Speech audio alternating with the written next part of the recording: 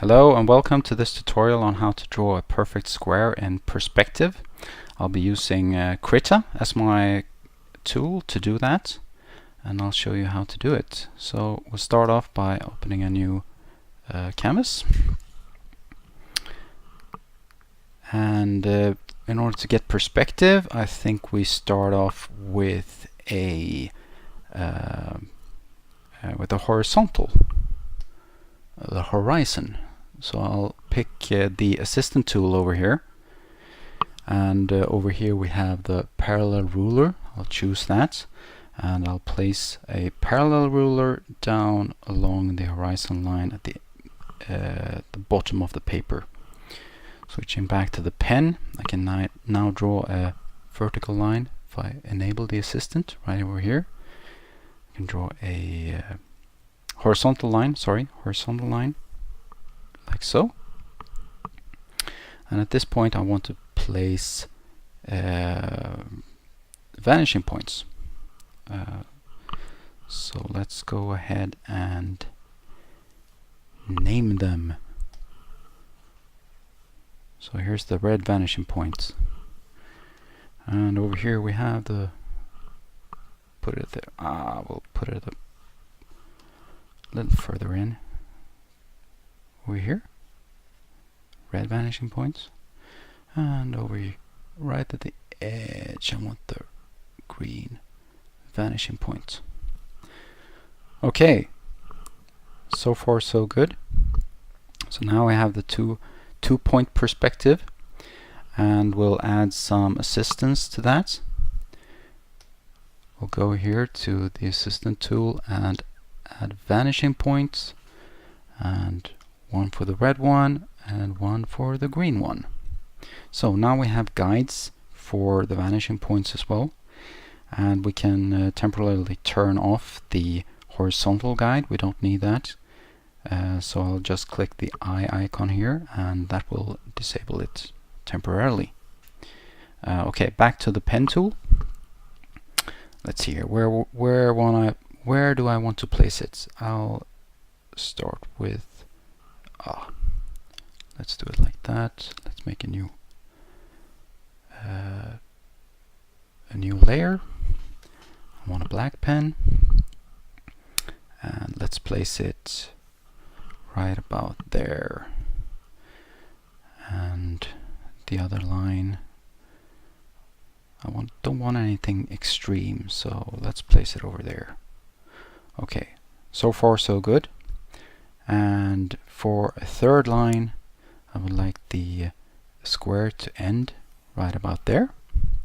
But here's the tricky part. Now, where do I put the fourth line in order for this to be a perfect square in perspective? Now this is where ellipses come into play.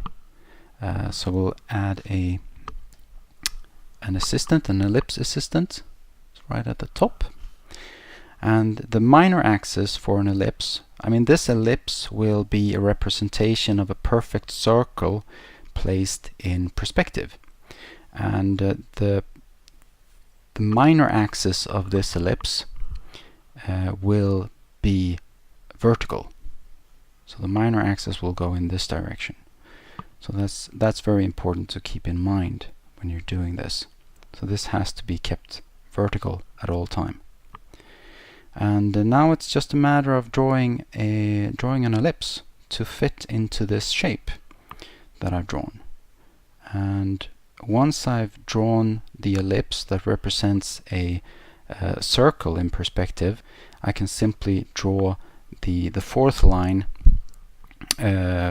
for the square. And if the ellipse is the correct ellipse, the rectangle that I'm drawing here will be a square. So at this point I'm just doing an ellipse. You can see it's touching all the edges, the three edges that we have right now. And if I toggle back to the pen and draw this fourth line, you would expect that I have a square, but in this case I don't. because this ellipse is not representable as a perfect circle. Now I'll show you how to determine that simply by looking on where the contacts are, where the contact points are for this ellipse. You can see the contact is about there and about there, and the contact is about there and about there. And you can see if we draw lines between these points, almost, that's good enough. You will understand my point. You can see now that the green line here should be pointing at the green vanishing point, and the red line should be pointing at the red vanishing point, and we can clearly see that they are not. So this is not a circle in perspective. It's actually an ellipse in perspective. So we need to redo our ellipse so that these lines are actually pointing where they should be.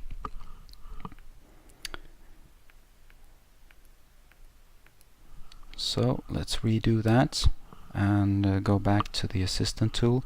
Or maybe I will share a little tip that I just figured out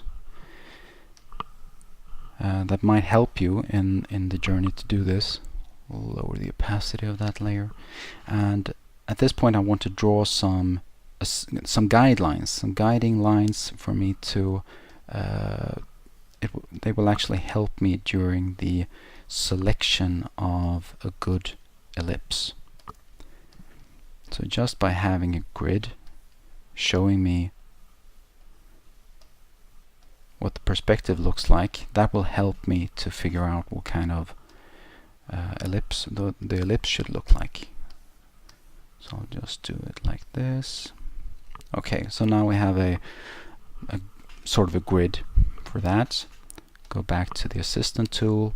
Let's tweak this. And in order to push this contact more in this direction, let me show you. With the pen, you can see that this contact point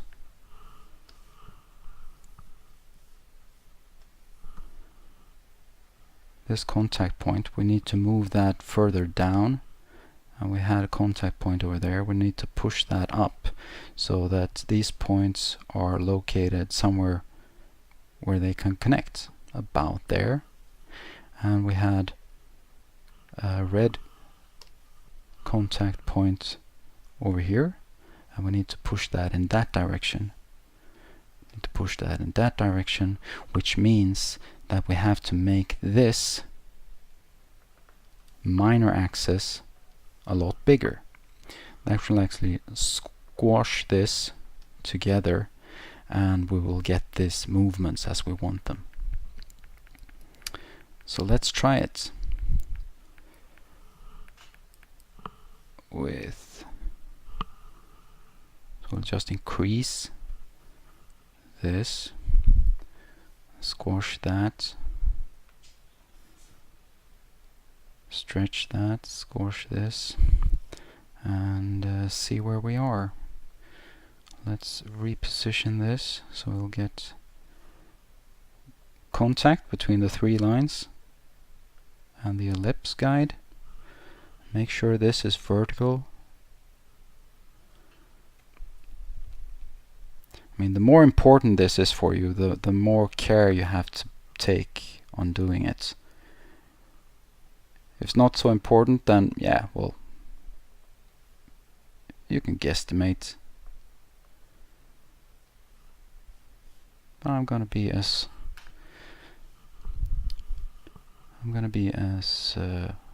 precise as I can at this point, just to show you. And okay, you can see here, visual confirmation, we have like a contact over there, and you follow the red line, we get a contact about the same position, and with the narrowest place here is about there, and we have contact. That's about right. That's about right. I think you kind of get the idea. So let me just draw the final line now.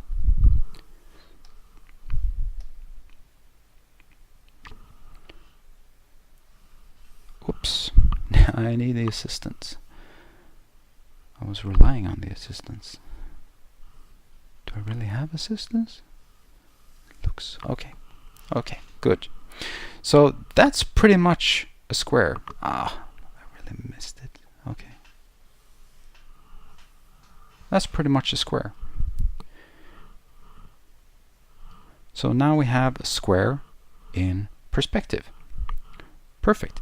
And I will also show you another thing. Is I'm going to erase this, so we'll have a vertical square. This is more like a horizontal square, going down, laying down on the floor, so to speak.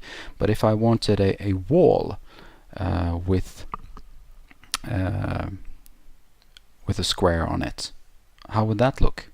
Well, first I would like to create a vertical assistant. Parallel ruler, I'll place it along the edge right about there. Back to pen mode, and now I should get assistance when drawing. Let's see if I can get a bit closer to do this more precisely. Okay, up there, perfect.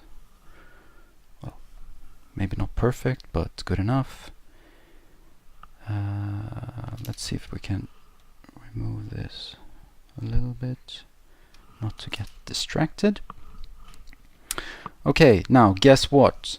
We need another ellipse. Ellipse guide, ellipse, perfect. And in unlike in the last part where we had the ellipse laying on the floor, you know that we had the minor axis going in a vertical direction. Now the minor axis has to go towards the red vanishing point.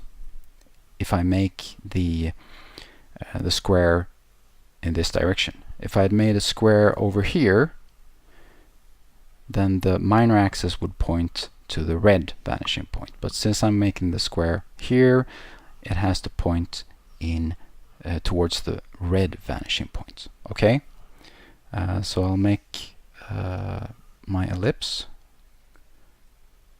minor axis pointing in at the red vanishing point, increasing it a bit. Let's see. Now something that you can take a look at right now is that this edge should be touching at the same spot as this ellipse, right? So you can tell right now that we're way off. Maybe I will create some guidelines for us just to help us spot this a bit easier. Let's continue. Oh, let's see here.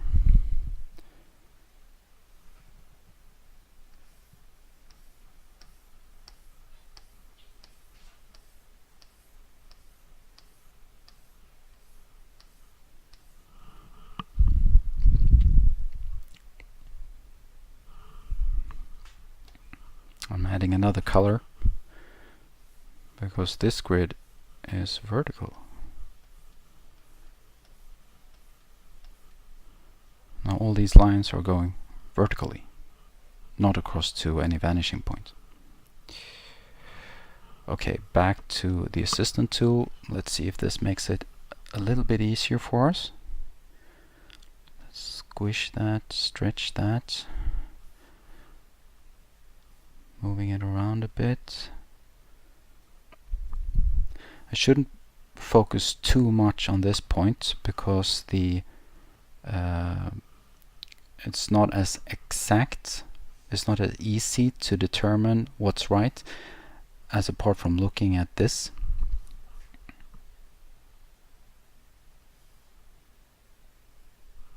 And we have to make sure that this minor axis is always pointing towards the vanishing point.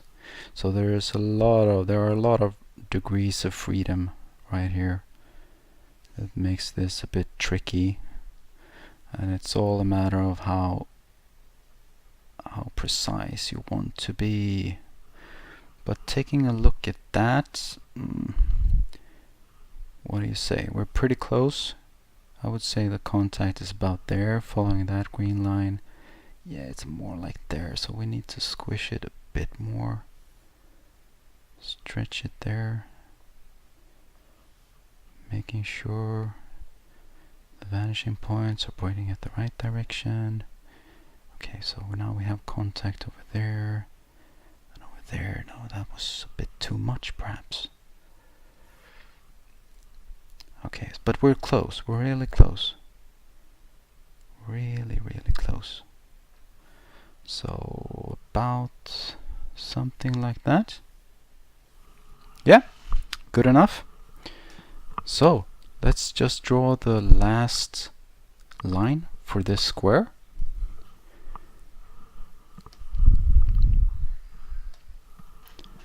And the assistance is on. We'll make it a bit thicker.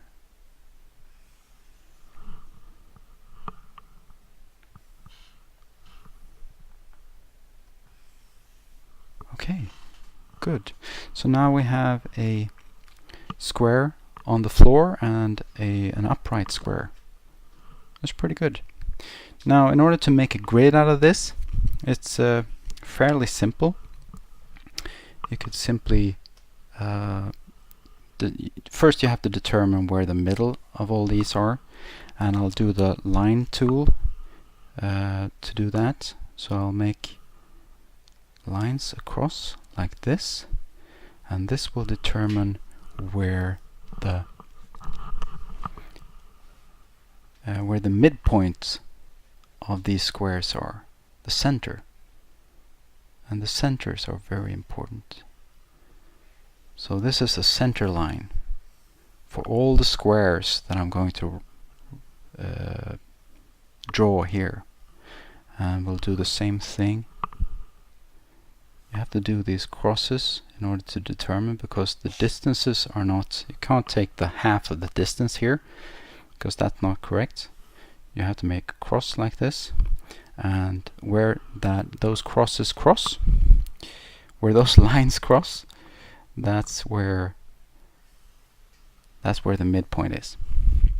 So doing like that, you can see where the midpoint is, and the midpoint is very important in order to determine how long this next square is going to be. I mean, I want a vertical line somewhere around there, but I don't know exactly, but I could use this square to determine that. So I'll make a line from this corner through the midpoint. You see, that's the midpoint, and over to this edge right over there. And where those lines cross, that's where we should draw our vertical line. Now how this works is that when you have this line going from one end to the halfway point, that edge has to be exactly the same length as that edge. In perspective, of course, not on this paper. And you can also do, you can continue this line,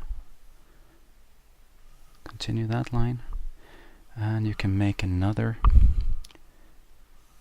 guide going through the midpoint, boom, and like so. You can see that the lines are getting shorter and shorter. Now don't confuse these center lines as being part of the square. Let's make the squares a bit thicker. Oh, that's too thick. I don't want to be shouting at you.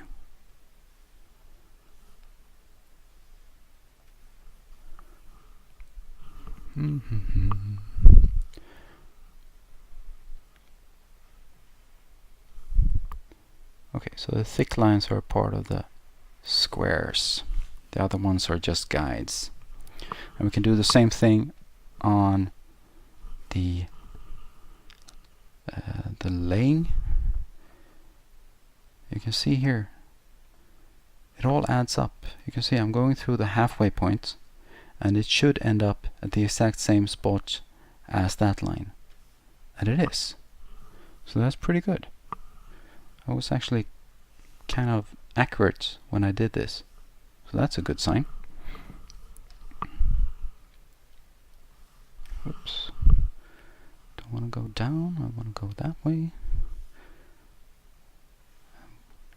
Shouldn't cheat. I shouldn't cheat. I should do this way through the halfway point, and it should end up right there. And it's pretty accurate. Well done indeed. Okay, so this is how it's done. I hope you could follow all the steps. If you couldn't, just let me know, and maybe I can explain it a bit better. Thank you very much, and please leave a comment and a like or a subscribe or whatever. Thanks. Bye.